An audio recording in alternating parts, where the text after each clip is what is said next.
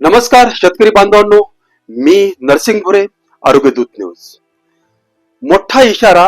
पुढचे 4 दिवस धोकादायक. 30 मार्च ते 3 एप्रिल दरम्यान महाराष्ट्रात तुफान वारे, मुसळधार पाऊस आणि गारपीट होणार आहे.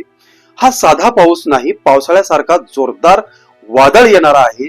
काही ठिकाणी मोठ्या गारांचा मारा होईल. आता लगेच काय कराल?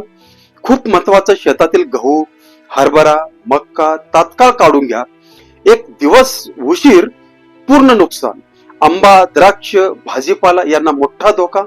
वाऱ्यामुळे पिकं आडवी पडतील, फळगळ होईल.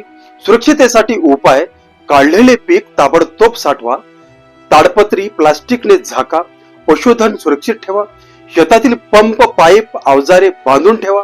शेवटचा इशारा.